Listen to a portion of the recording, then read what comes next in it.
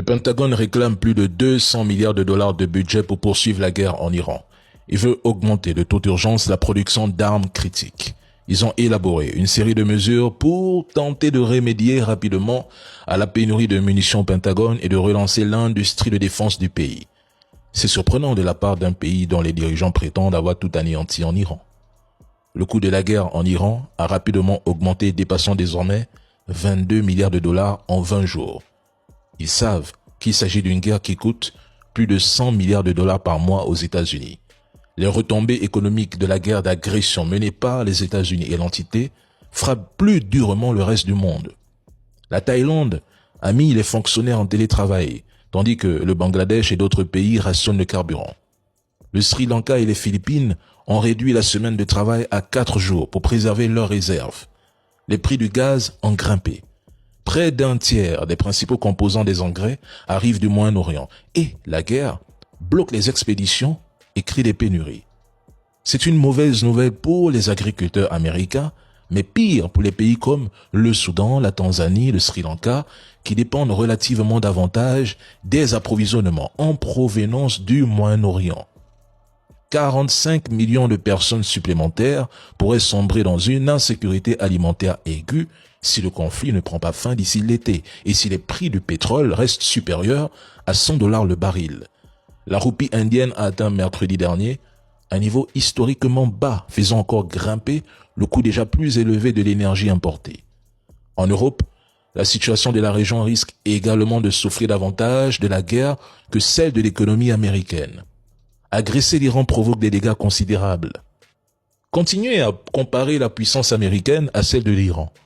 Ce sont vos finances, vos revenus qui en paieront le prix lourd.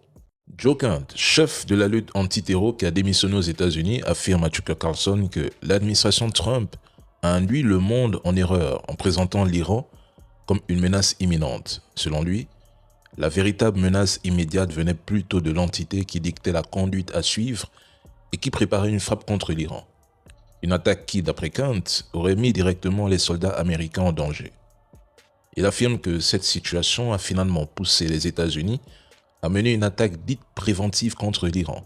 Selon lui, c'est l'entité qui a pris l'initiative de cette action en sachant pertinemment qu'elle déclencherait une chaîne d'événements car une riposte iranienne était inévitable. Kent ajoute également qu'il ne pense pas que le guide suprême iranien Ali Khamenei craignait réellement de mourir. À ses yeux, celui-ci savait que, même s'il était éliminé, le régime iranien survivrait. Joe Kent révèle à Tucker Carlson que les affirmations selon lesquelles l'Iran est à quelques semaines de se doter de l'arme nucléaire étaient fausses, aussi bien maintenant en 2026 que l'année dernière. Tout a été orchestré de toutes pièces par l'entité. Beaucoup comme lui, au sein de l'administration Trump, refusent de participer à cette mascarade et même dans l'armée, nombreux sont ceux qui s'opposent à cette guerre qui, selon eux, n'aurait jamais dû avoir lieu. Franchement, je trouve que c'est une honte. L'Iran, ce pays sous sanctions depuis des décennies, parvient malgré tout à tenir tête à deux puissances nucléaires et à leurs alliés au point d'infliger des dégâts importants.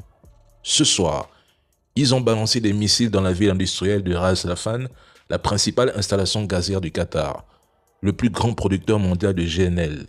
Des dégâts sont tellement importants qu'ils ont déclaré les attachés militaires et sécuritaires de l'ambassade iranienne persona non grata.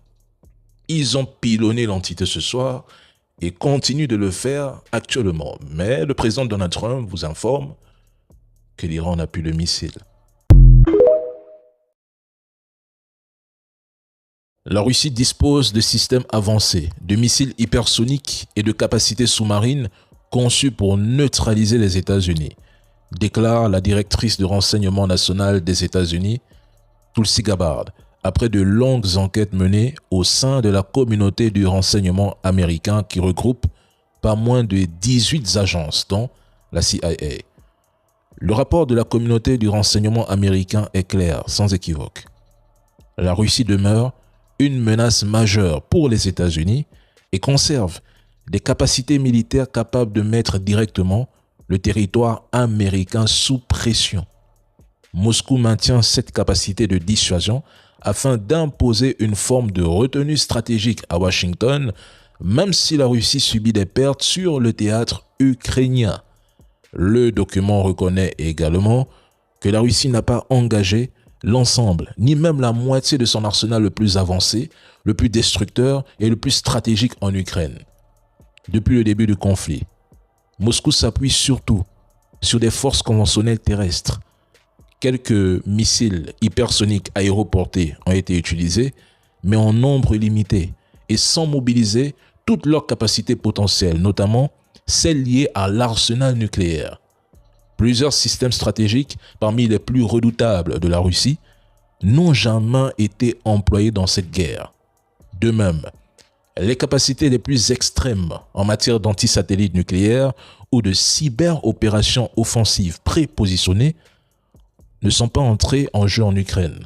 En gros, la Russie conserve en réserve ses systèmes les plus disruptifs et ses armes de dernier recours afin de dissuader une escalade directe. La Russie maintient un avantage technologique et asymétrique sur les États-Unis dans l'hypothèse d'une confrontation longue